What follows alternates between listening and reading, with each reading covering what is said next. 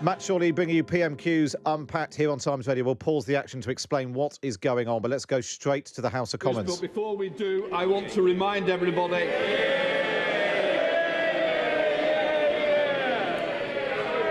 the Prime Minister's question. I would like to point out that the British Sign Language interpretation of proceedings is available to watch on Parliament Live TV. We start with Prime Minister's questions. Dr James Davies. Question number one, Mr. Speaker. Well, sir. Prime Minister. Mr. Speaker, I know that the whole House will want to join me in paying tribute to Jack Dromey. His working life was devoted to his trade union members and, in recent years, his constituents in Birmingham and Erdington. I was deeply saddened to hear of his death, and my thoughts are with Harriet and the family and all those who knew him as a friend. Mr. Speaker, I want to apologise. I know that millions of people across this country have made extraordinary sacrifices over the last 18 months. I know the anguish that they have been through, unable to mourn their relatives, unable to live their lives as they want or to do the things they love. And I know the rage they feel with me and with the government I lead when they think that in Downing Street itself the rules are not being properly followed by the people who make the rules. And though I cannot anticipate the conclusions of the current inquiry, I have learned enough to know that there were things we simply did not get right. And I must take responsibility. Number 10 is a big department with the garden as an extension of the office, which has been in constant use because of the role of fresh air in stopping the virus. And when I went into that garden just after 6 on the 20th of May 2020 to thank groups of staff before going back into my office 25 minutes later to continue working, I believed implicitly that this was a work event. But, Mr. Speaker, with hindsight, I should have sent everyone back inside.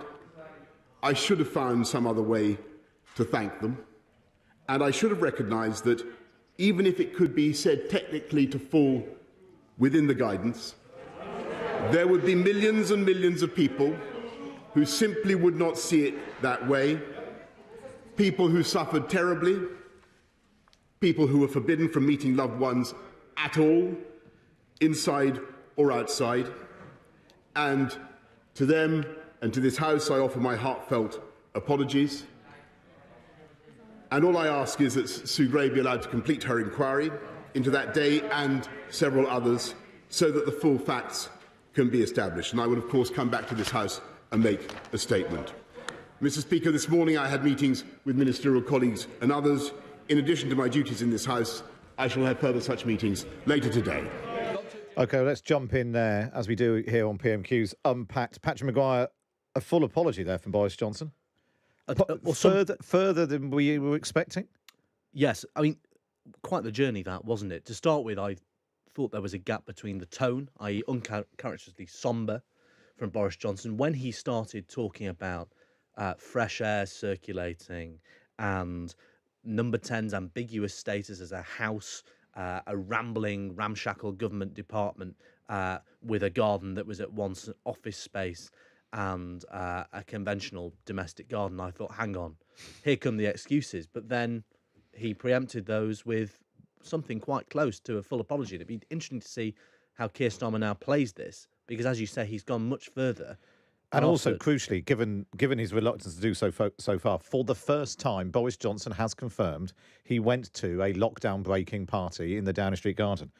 He says he believed that this was a work event, but with hindsight, he should have gone back and sent everyone back inside.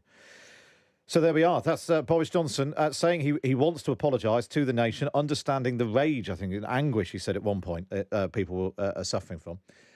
Obviously try to take the sting out of what Keir Starmer's got to say. So we can now go to the House of Commons. This is question number one from Keir Starmer.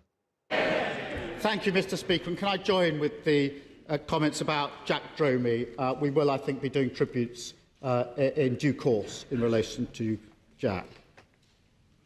Well, there we have it. after months of deceit and deception, the pathetic spectacle of a man who's run out of road. His defence that he didn't realise he was at a party. It is so ridiculous that it's actually offensive to the British public. He's finally been forced to admit what everyone knew, that when the whole country was locked down, he was hosting boozy parties in Downing Street. Yes. Is he now going to do the decent thing and resign? Let's just jump in there, Patrick Maguire. This is the first time that Keir Starmer's called for Boris Johnson to resign. Exactly. This week has been very significant in terms of Labour's messaging. They've done two things for the first time. One, they're calling Boris Johnson a liar repeatedly. And I put this to a senior member of Keir Starmer's inner circle yesterday. And they said, well, we finally crossed the line. The public can now be convinced. There's incontrovertible evidence. You know, this isn't a story from his traineeship at the Times or his affair with Passionella Wyatt. It is a material falsehood that he's told the British people that will, the phrase James Johnson used in the Times this morning, a flash of anger. People will all be feeling that. And the second one, as you say, resignation. And why is he saying that? Well, because there was this morning considerable political pressure on the Tory benches. And the interesting question is, has Boris Johnson's apology taken the sting, released some of the pressure from his own benches? And the calculation that Keir Starmer will have made is you don't go around asking for people to resign all the time, partly because it loses currency, but also that tends to shore them up. And he clearly thinks that Boris Johnson is now so exposed, having just admitted that he was at this party. And as he pointed out, is the only person in the world who didn't realise he was at a party. Pathetic. I mean, it's proper strong language. Deceit, deception, pathetic, ridiculous. So that was Keir Starmer asks Boris Johnson if he's going to resign. What's Boris Johnson's answer? Well, Mr. Speaker, it is... Hancock went. I think somebody will be going for an early cup of tea as well. Can I just say, the question's been asked. I want to know the answer. Your constituents want to know the answer. I don't need any extra help either. So please, Prime Minister. Well, Mr. Speaker, I appreciate the point that he's making about the event that I attended. I want to repeat that I thought it was a work event, and Mr. Speaker, I regret very much that we did not do things differently that evening, Mr. Speaker, as I've said, and I take responsibility and I apologise, Mr. Speaker. But as for his political point, I don't think that he should preempt the outcome of the inquiry, and he will have a further opportunity, Mr. Speaker, I hope, to question me as soon as possible. Well, he didn't rule out that he was going to resign. He didn't rule it out. He just dismisses a political point. The trouble with these politicians, they do keep making political points. They keep doing politics. To some extent, a huge moment there. We've had two big moments. Boris Johnson apologising, admitting he was at this party. Keir Starmer has called for him to resign. He's got 5 questions left. Can he keep up the momentum, do you think? I think now, if you pardon the pun, he labours the point.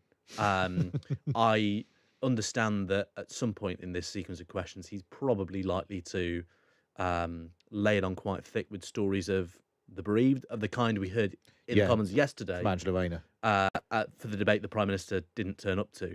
So there's still plenty of road to run, but they've both got their clips for tonight's bulletins. You can go online. You can watch the exchanges live on the Times Radio YouTube channel. You can see Patrick and I as well, if that's your thing. Loads of you are posting comments to it. A day late and $1 short, says someone. How much more could Boris apologise? He's not going to resign.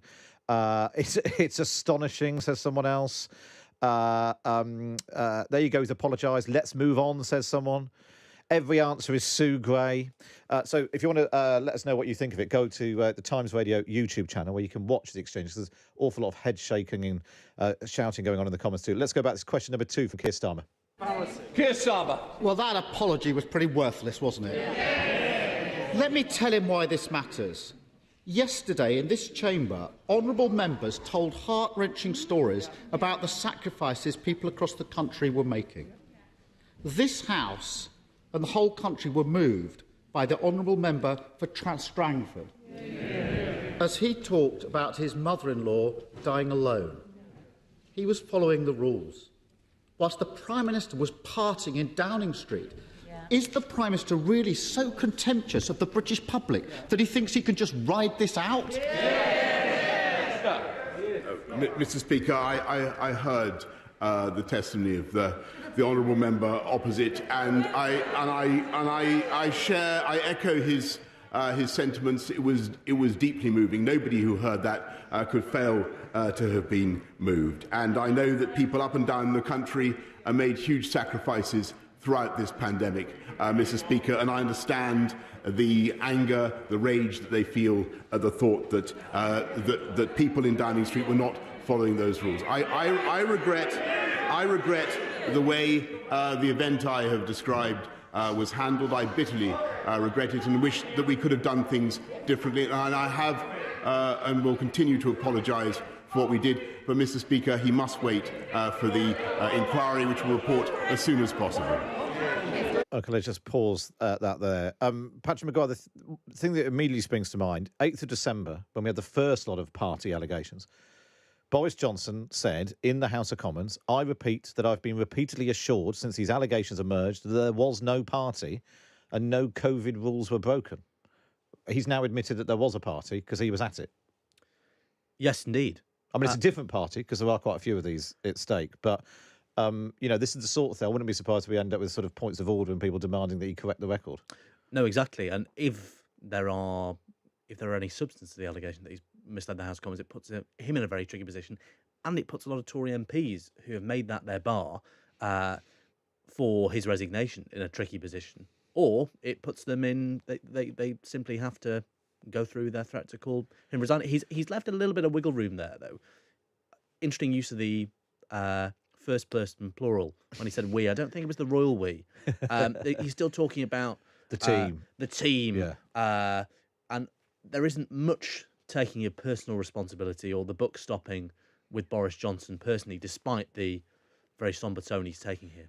Different messages coming in. Somebody saying, Boris validates what I said. It was not a party. It was not illegal. I mean, I'm not sure that's will be the view that lots take. Monty saying he didn't apologise for being at the party. He didn't realise that it was a party.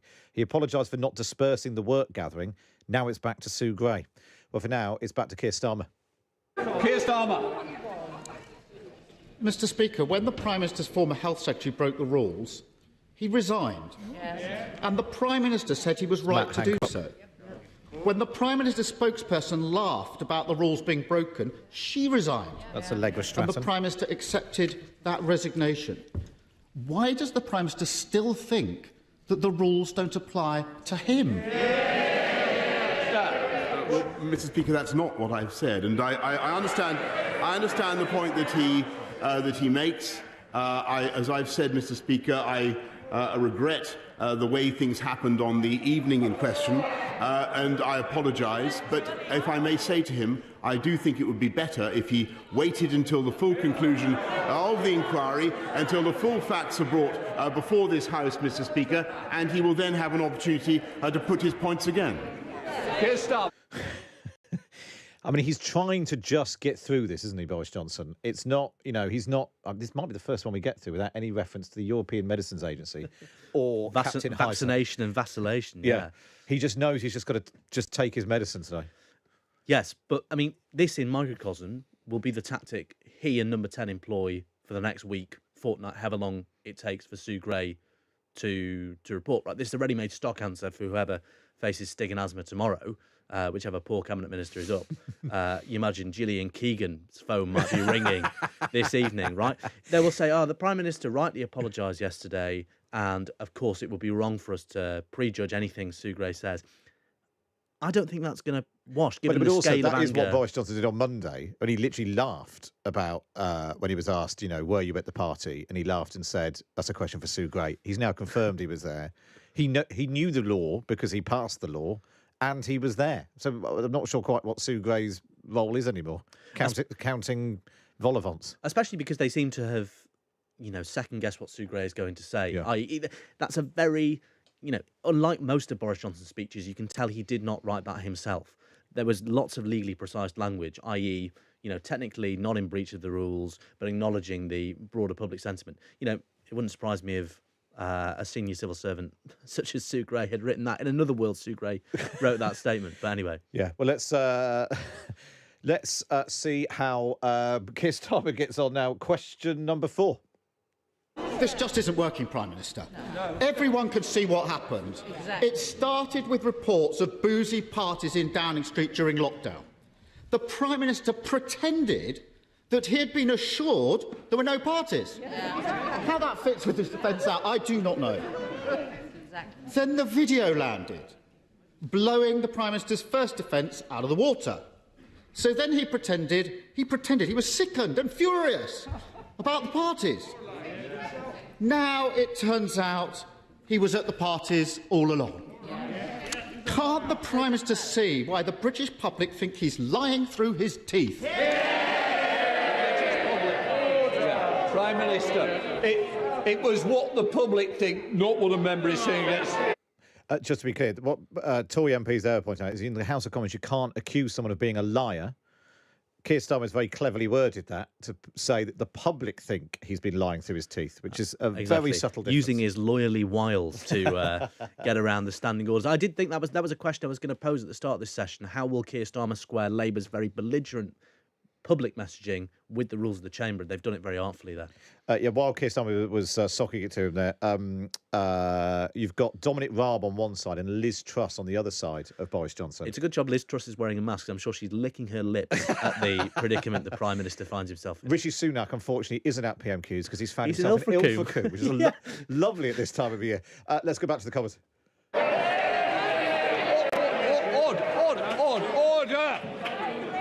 Order. And I certainly don't need any help from round here. If somebody wants to help me, they can help somewhere else. Prime Minister. Mr. Speaker, it's up to the right honourable gentleman to choose how he conducts himself in this place. He is wrong. He is wrong. I say to him that he is wrong. Keir Starmer's got his head in his hands there. He is wrong in what he said he said what he is wrong what he said is wrong in several key respects. But, Mr. Speaker, that does not detract from the basic point that I want to make today, which is that I accept that we should have done things differently on that evening. As I've said to the House, I believe that the events in question were within the guidance and were within the rules, and that was certainly the assumption on which I operated. But can I say to him, Mr. Speaker, that he should wait before he jumps to conclusions, Mr. Speaker. And a lawyer should respect the inquiry.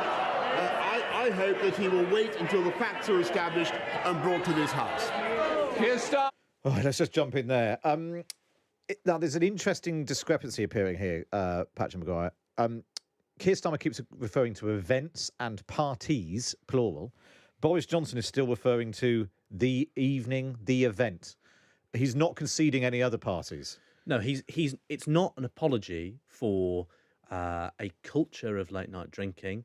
He is apologising while at the same time sort of insisting it was within the rules. He wasn't personally culpable. It was a work event. Oh, hadn't all these people worked awfully hard?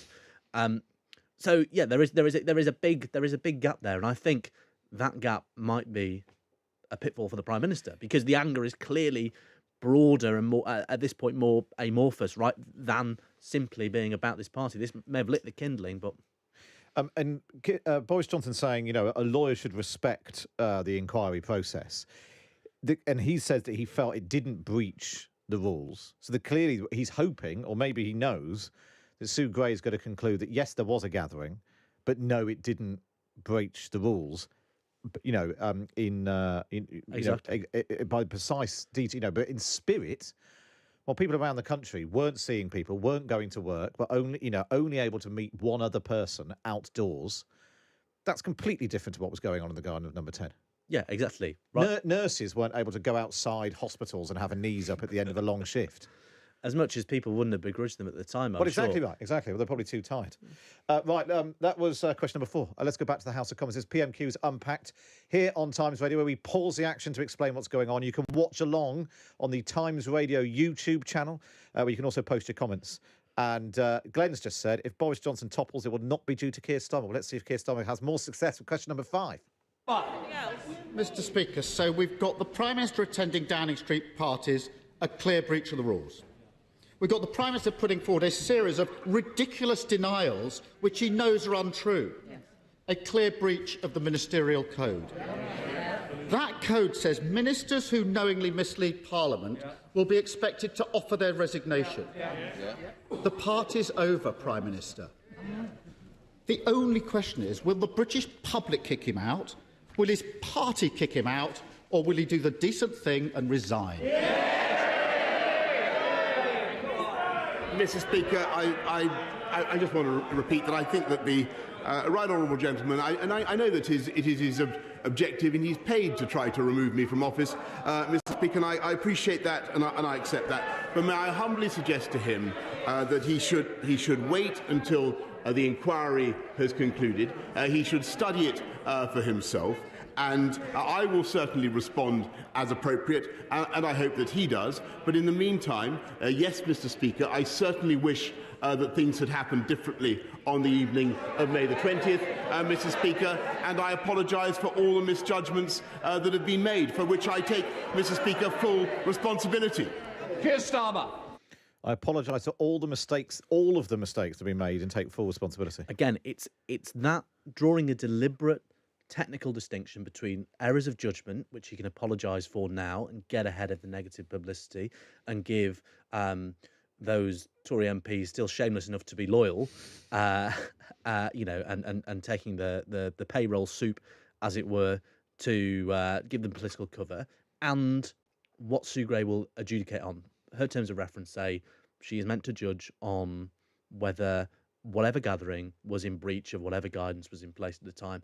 And clearly that is the bit number 10 are contesting, even though their disputing of it was buried very deep within that apology. And it's also clearly, given Boris Johnson's gambit here, what they think will get them off the hook, if they can withstand the political pressure. And that's the outstanding question. Just try to, it does feel like an exercise to just try to get through things. Keep your messages coming in. Great to watch Boris squirming on your YouTube channel, says someone on Twitter. Has Matt Chorley been promised a bonus if he gets Boris Johnson to resign? He's lost all semblance of balance. No, if only, frankly. No bonuses here. We're just looking to get paid at all. You can keep watching on the YouTube channel. This is the last exchange. Then this, I assume, the call to resign is probably a big moment for Keir Starmer. But generally, the last question is the one he sort of aims squarely at the news bulletins tonight. Let's see if he's got anything else up his sleeve. The Prime Minister's a man without shame. The public want answers to their questions. Hannah Brady's father, Sean, was just 55 when he lost his life to COVID. He was a fit and healthy key worker. I spoke to Hannah last night, Prime Minister. Her father died just days before the drinks trolley was being wheeled through Downing Street. And last year, Hannah met the Prime Minister in the Downing Street garden. She looked at the Prime Minister in the eye and told him of her loss. The Prime Minister told Hannah he'd done everything he could to protect her dad. Looking back, what Hannah told me last night was this. She realises that the Prime Minister had parted in that same garden the very day her dad's death certificate was signed. What Hannah wants to know is this. Does the Prime Minister understand why it makes her feel sick to think about the way that he's behaved? Mr Speaker, I sympathise deeply with Hannah, with people who have suffered up and down in this country during the pandemic, and I repeat that I wish things had been done differently on that evening, Mr Speaker, and I repeat my apology for all the misjudgments that may have been made, that were made on my watch in Number 10 and across government. But I want to reassure the people of this country, including Hannah and her family, that, Mr Speaker, we have been working to do everything we can to protect her and her family, and it is thanks to the efforts of this government that we have the most tested population in Europe, with 1.25 million tests being conducted every day. We've been working to ensure that this population, our country, has the most antivirals of any country in Europe. And, Mr. Speaker, it's because of the efforts of the government, of officials, of staff up and down Whitehall, that we've driven the fastest vaccine rollout in Europe, one of the fastest in the world. And that is the reason, Mr. Speaker, that we now have one of the most open economies, if not the most open economy in Europe, and one of the fastest growing economy, Mr. Speaker, in the G7. And, Mr. Speaker, whatever the mistakes that have been made on my watch, for which I apologise and which I fully acknowledge, that is the work, Mr. Speaker, that has been going on in number 10 Downing Street. We'll cut away then while the backbench questions take place. We'll bring you some more of those a bit later on. Patrick Maguire, how secure is Boris Johnson now as Prime Minister compared to 25 minutes ago? I'm not convinced he has seen off the immediate danger at all. Mainly because, well, we're yet to see what the public make of that apology for... well, you know, if you're being uncharitable, it's an apology for being caught. If you're being generous to the Prime Minister, it's an apology for a culture of rule breaking. Neither of which are going to cut much muster with a public who the Prime Minister acknowledges are feeling angry, if not vengeful, at the moment. And it remains to be seen whether that's convinced Conservative MPs. I'm not entirely sure it will have done.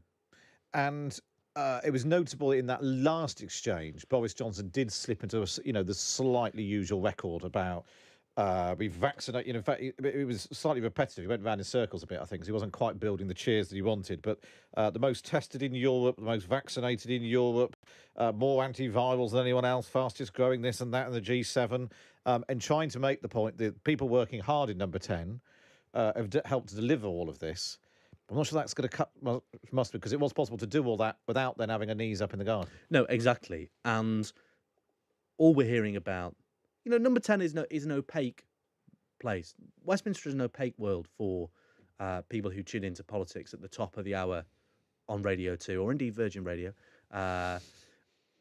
And all they know of number 10 at the moment is that it's a place where people drink late into the night when they're not supposed to. And I don't think, I don't think it's going to cut mustard with the public. It might cut mustard with Tory MPs, but equally, we both know these are people who are acutely conscious of any tremor in public opinion, particularly the new Tory MPs in Labour-facing constituencies who have narrow majorities and haven't experienced this before. They haven't experienced this onslaught that they're getting in their and inboxes. Also, they feel none of the conventional fealty or loyalty to the Prime Minister that first-term MPs usually do. That's very obvious at this point. Loads of comments on the YouTube channel. He's admitted going to one party. I wonder how many of the other 10 or more parties he also attended, says Paul. Melanie says, I'm furious with Boris and feel very sorry for the lady losing her dad, but the party had no bearing on the death of her father. It's a waste of a question. Starmer just sounds whingy more than anything. Keir Starmer really disappointed today, says someone else. Lots of you liking the YouTube channel, though, which is nice. Right, we're going to have to do it again now. Let's go back to... We're going to have to get dressed up properly every Wednesday now. Let's go back to the House of Commons. We can hear from the SNP leader in Westminster, Ian Blackford. The SNP, Ian Blackford. Thank you, Mr. Speaker. And can I add my remarks in terms of Jack Dromey, someone who was a festy fighter for workers' rights and an inspiration to so many of us across this House for the way that he conducted himself. We will miss him, and condolences to Harriet and to the rest of the family.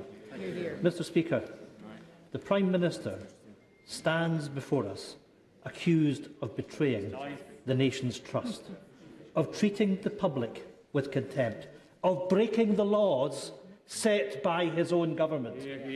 A former member of Her Majesty's Armed Forces, Paul, wrote to me this morning. His father died without the love and support of his full family around him because they followed the regulations, Prime Minister. Paul said, as an ex-soldier, I know how to follow the rules, but the Prime Minister has never followed any rules. He does what he wants, and he gets away with it every time. The Prime Minister can't get away with it again. Will the Prime Minister finally do the decent thing and resign, or will his Tory MPs be forced to show him the door? Prime Minister. Well, I thank the right honourable gentleman, but I want to offer my condolences to his constituent who wrote to him, and just to remind him of what I've said earlier. And with the greatest respect to him, I think that he should wait until the inquiry has concluded.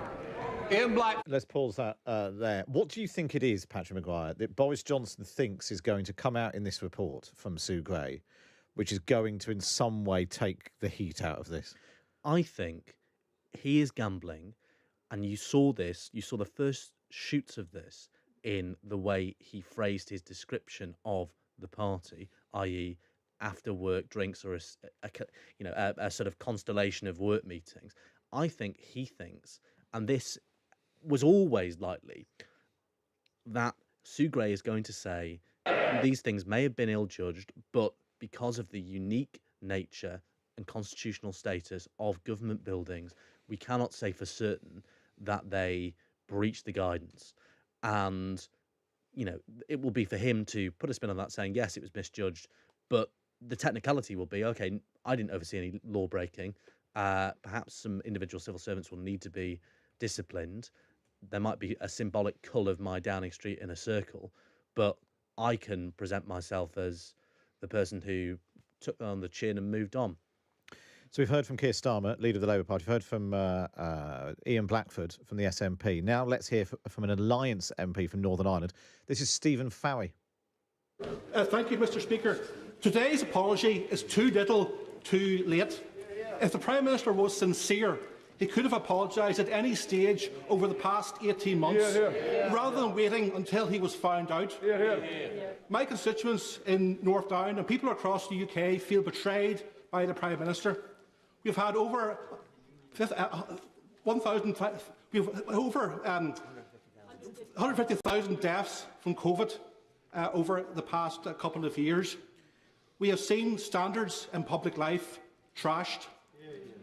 So, for once, can the Prime Minister do the honourable thing and resign for the sake of the public health message and for standards in our democracy?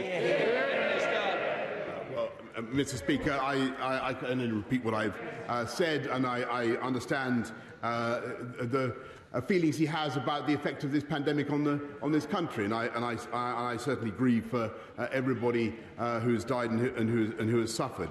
But on his political point, can I propose that he waits for the inquiry to report? Wait for the inquiry. Wait for the inquiry. Wait for the inquiry is the new. It's the new minestrone. Yes. It feels significant that every single opposition MP is calling for the Prime Minister to resign. And the dangerous thing, when we next get a poll of voting intention, Tory MPs will see that Boris Johnson, or in all likelihood, that Boris Johnson's apology hasn't cut ice, and that a majority of the public are endorsing parties that are calling for his head. And that will clearly have an impact on the decisions they make about the political direction of the Conservative Party and who should lead it. There was something about, we've talked a lot about, the Labour Party banged on a lot about refurbishing the flat and wallpaper. That was a bit complicated. When you tried to follow the money around the graphics to try and explain what, that was quite complicated. Who got contracts when? There's arguing. This is just such a straightforward thing that while the whole country was in lockdown, Boris Johnson went to a party in his garden. Everyone can understand that. He lied about it. He's now fessed up to it. In terms of striking right at the heart of his credibility and the Conservatives' election prospects, if we start seeing big shifts in polls, that's really going to pile pressure on, isn't it, from Tory MPs? Yes, it really will. And yeah, of course it will. It's as simple as that. Although Tory MPs so far, it has to be said, loads and loads of criticism from opposition benches. Tory MPs so far going for other things. There's one Tory MP up now talking about discovery of some fossils. They've talked about the BBC. This is the MP Suzanne Webb.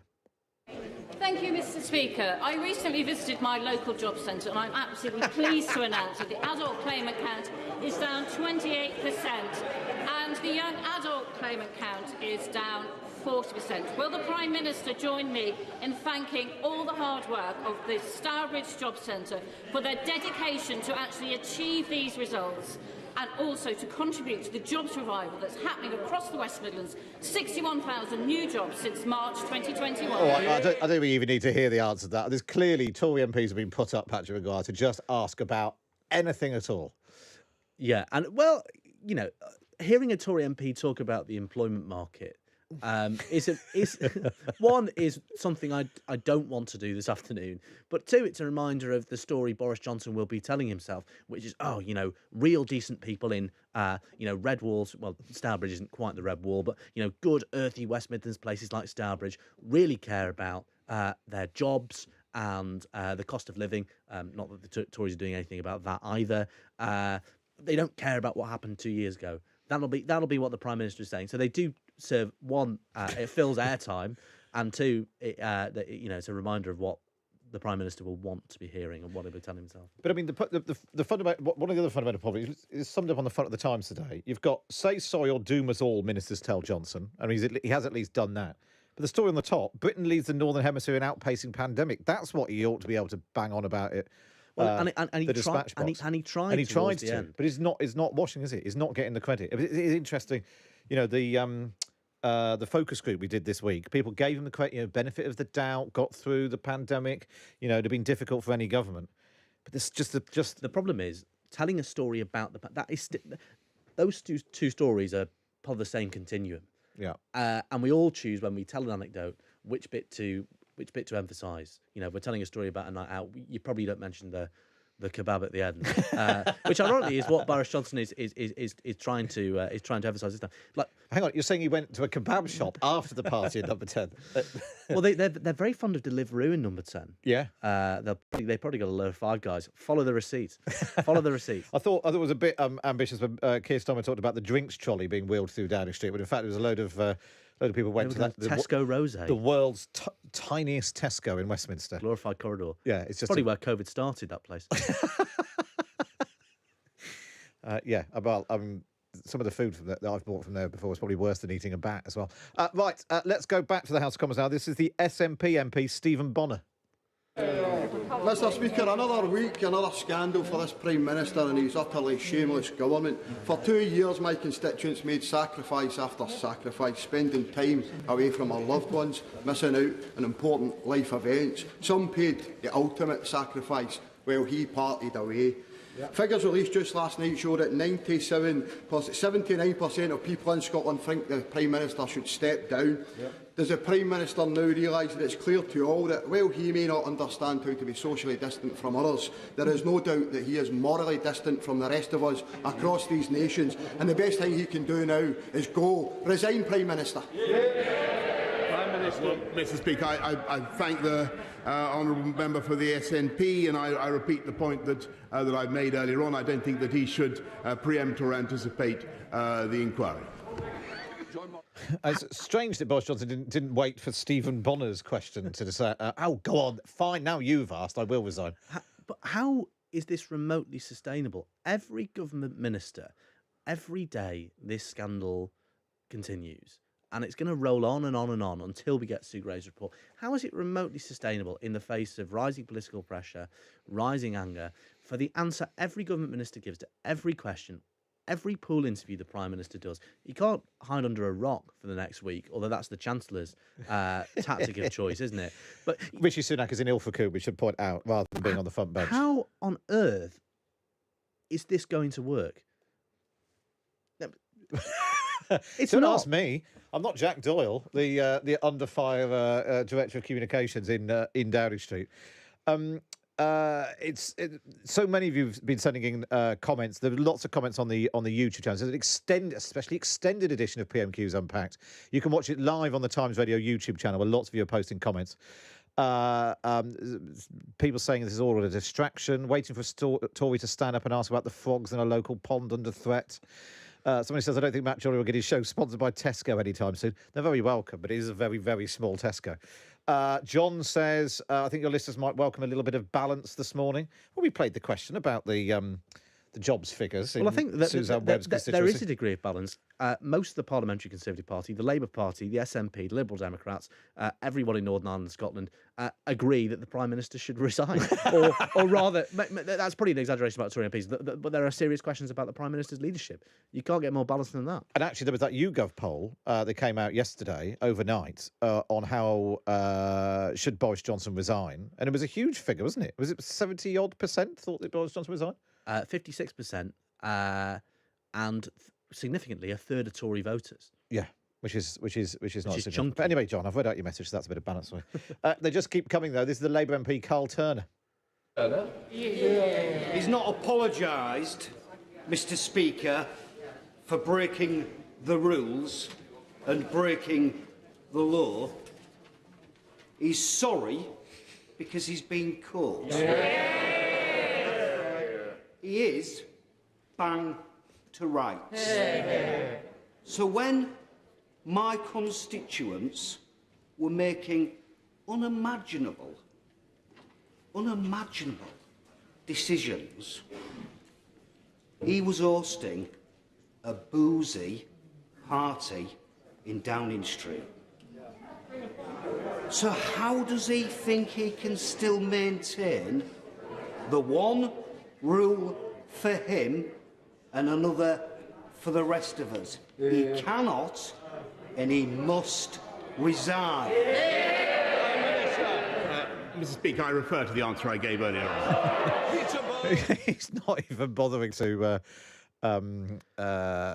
give a full answer now. No. And that was a question read at dictation pace Yeah, by, very good. by Carl Turner. Great for the hats in the press gallery. Yeah, good for your shorthand. That was the Labour MP, Carl Turner. But interesting, he represents John Prescott's old seat in Hull, which is no longer a similar story to a lot of the northern seats once occupied by New Labour Big Beast. No longer safe. It's a majority, razor-thin majority of about 1,000. So, in a microcosm there, in a nutshell, that's the Prime Minister's peril, right? He's handing hospital passes to his Tory MPs in the Red Wall and giving a reprieve to Labour MPs. The electoral dynamics here are fascinating.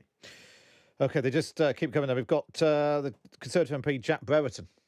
Thank you, Mr. Speaker. 56 million through the Levelling Up Fund, 40 million through transforming cities. This is just some of the investment we've secured for Stoke-on-Trent recently. Would my right honourable friend agree, after decades of neglect, this Conservative Party is the only party that is levelling up opportunities in Stoke-on-Trent?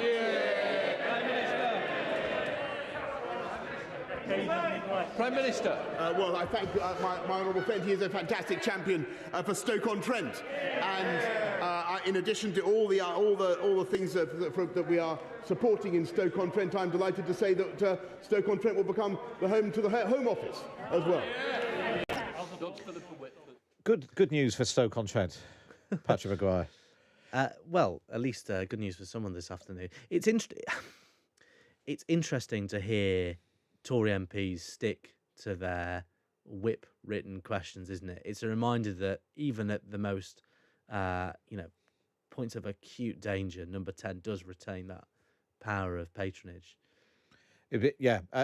But so many other MPs and cabinet ministers have been in the situation when they've been out and defended Boris Johnson, not just on this issue, been out and defended him, and then they've U-turned or they've capitulated or whatever it might be and made them look ridiculous. It's amazing they can still find these people. Exactly. And if you listen to Jack Brereton talking about levelling up, for instance, Labour now have a story to tell about the Prime Minister's character that they can link to the government's domestic policy, which is people in Stoke-on-Trent, you've elected a Tory MP for only the first and second time, depending on about where in Stoke you live, in your lifetimes. Do you really think the Tories are going to change their spots and become a party of big state investment in this neglected part of the United Kingdom if he can't even level with you on other stuff? Exactly. And going into an election where you can say Boris Johnson is a liar, which is what the opposition will be able to say, applies to basically any election promise that you might make. Exactly. Interestingly, and I'm not in any way suggesting it's scientific, but there's now a poll on the YouTube channel, the Times Radio YouTube channel, asking, is the matter of the Garden Party now settled? Do you want to have a guess how many people say no? I am going to say 90%. 93% of people so far. So you're going to That's a Pyongyang margin, that is. Go on YouTube, search Times Radio. You can watch Patrick and I as we pick our way through Well, extraordinary edition of PMQs. We've now got the Labour MP, Chris Bryant. Speaker, so the Prime Minister didn't spot that he was at a social event. That's the excuse, isn't it? Come off it. I mean, how stupid does the Prime Minister think the British people are?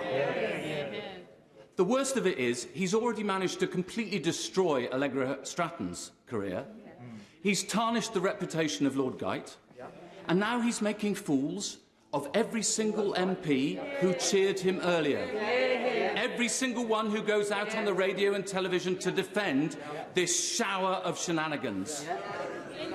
Would it not be absolutely despicable if, in the search for a scapegoat, some junior member of staff ends up losing their job, but he kept his?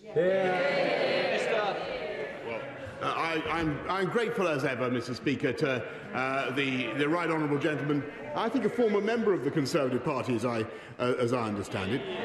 But I'm grateful to him for his party political advice. I don't agree with him, Mr. Speaker. I've come to this House to make amends, to explain what happened on May the 20th and to apologise. But, Mr. Speaker, I really think that, with all humility, I must ask him to wait for the result of the inquiry. Oh, well, that's probably enough of Boris Johnson waiting for the inquiry. I thought when he said shower of shenanigans, I thought he was going to say something else. Well, as a former vicar, he's very good at bowdlerising his speeches, as well as a former member of the Tory party. You could tell with that bar, Boris Johnson is getting very annoyed. These attacks are getting under his skin if he's lapsing back into indiscreet personal attacks like that. And I don't know if Chris Bryant... Well, I know that Chris Bryant is a reader of The Times, but it was almost an abridged version of Matthew Parris's column in The Times on Saturday, where he talked about basically anyone who gets close to Boris Johnson bears the scars of it. It is Allegra Stratton, it is Lord Geit, the ethics advisor, who's got himself into such a knot over the refurbishment of Number 10. Cabinet ministers, special advisors, anyone who has any interaction with Boris Johnson ends up worse off as a result. And everybody tells himself, "Oh, I'll be the one to tame him. I'm a figure of such..." Oh no, he winked at me across the room. Yeah, he gets me. He gets me. But the point he made about stupidity is a key one. But taking people for fools, i.e. drawing this distinction that most people say, as Chris Bryant did, come off it as an email saying, bring your own booze. But he's denying personal liability for organising the party. And in turn, he hopes that's what Sue Gray will not assign to him. And that's his narrow path to survival in office, if not in power or moral authority. And it's a completely different topic, of course. But when Theresa May said nothing has changed, when they clearly dropped a massive policy from their manifesto, that just went to the heart of, what are you talking about? I'm not an idiot. I can see you've dropped something. It's a completely different topic, but it did have an impact. Well, I think the last question in this extra special bumper edition of PMQs Unpacked, saved for the Lib Dem leader, Sir Ed Davey. Mr. Speaker, can I join in the tributes to Jack Dromey, an outstanding trade unionist and member of this House? Mr. Speaker, after another shameful week for his government, this has been a shameful attempt to apologise to this House today. So can the Prime Minister explain why the only person to resign so far for this scandal is Allegra Stratton, a woman, while he, the man who sanctioned and attended at least one party in 10 Downing Street, still sits in his place? Mr. Speaker, advisers advise and ministers decide.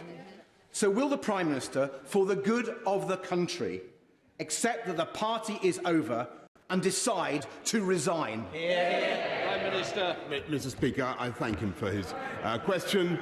And I respect the point that he's making, but I must say I disagree. And I would ask him I would ask him to. There we are, to wait the inquiry from Sue Gray. We all know all together now, Patrick Maguire.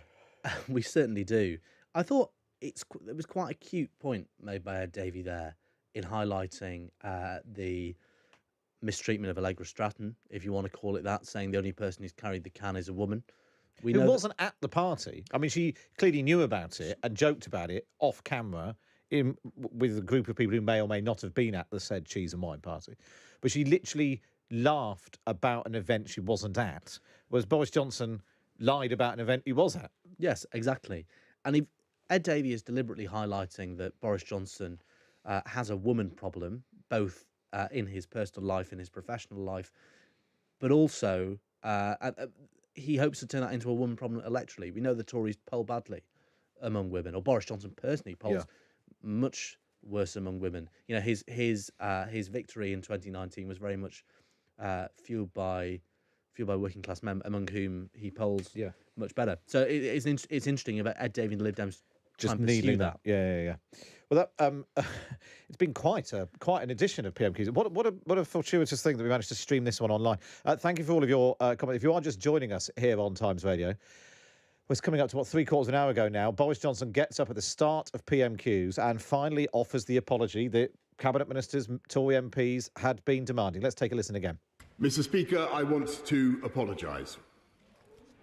I know that millions of people across this country have made extraordinary sacrifices over the last 18 months. I know the anguish that they have been through, unable to mourn their relatives, unable to live their lives as they want or to do the things they love.